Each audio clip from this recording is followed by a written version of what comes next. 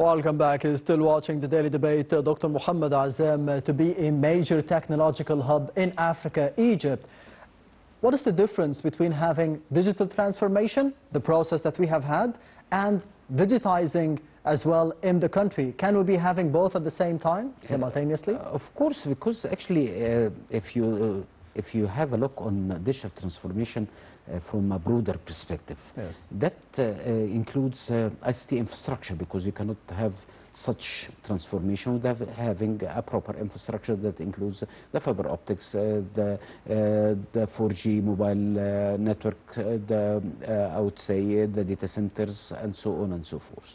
And of course, part of the digital transformation is to have electronics industry in the country. Part of it is to have financial inclusion towards having mobile and electronic payment, to have e-citizenship by unifying your databases, to have a single record for each citizen, for each enterprise, that because you need such data to have a better planning, to forecast better projects, and having a sort of foreseeing the future and anticipating what is required to be implemented for the betterment of the quality of life to citizens and to ease business for enterprises. Part of the digital transformation is modernization of your trade system.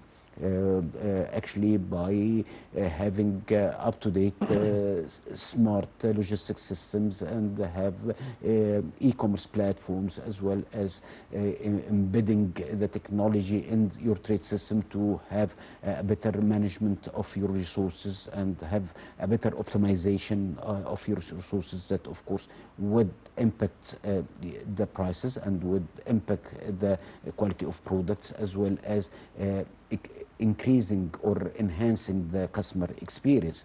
You need to modernize your manufacturing system and industries, and we cannot have a competitive industrial sector without employing the technology and having that technology as the backbone of your production, towards having very competitive products or services that could match or have a better opportunity to meet the international or even the regional demands, which are becoming very sophisticated. And that's why you need to have state-of-the-art technology to be embedded in your industrial sector, towards having world-class products and services that could be exported. And of course, this is another revenue for the country, and a main vehicle for increasing your domestic or the GDP of your country.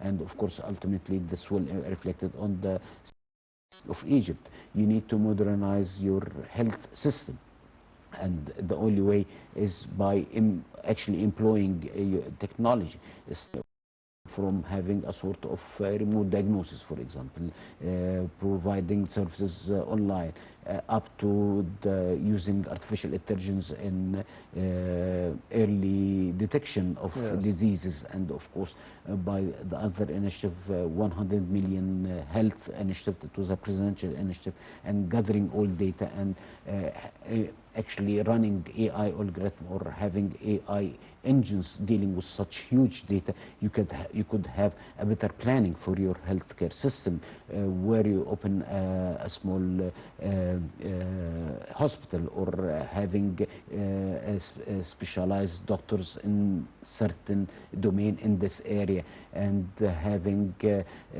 better diagnosis for your patients. So actually advancing the healthcare system will be would be able to have a better service for citizens and improving the quality of life for citizens. And the only way to do so is to employ technology.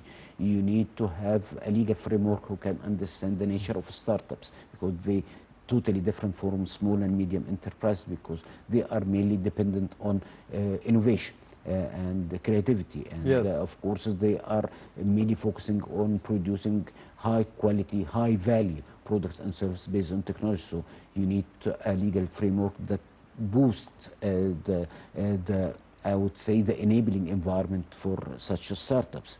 You need, of course, to provide your public services online remotely, and now we have Digital Egypt platform. We have like 160 services available and consumed by almost 8.5 million Egyptians who had, I would say, 40 or 45 million transactions on the platform, and this number is increasing every day, and the number of services is increasing every day, and actually you are updating the services every day.